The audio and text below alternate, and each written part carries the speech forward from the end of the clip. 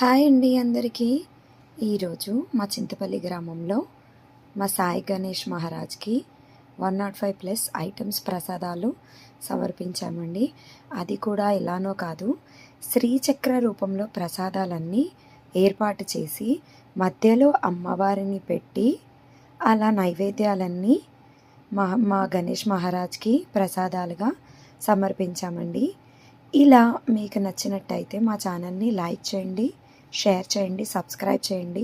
మరెన్నో అప్డేట్స్ కోసం మా ఛానల్ని ఫాలో అవ్వండి.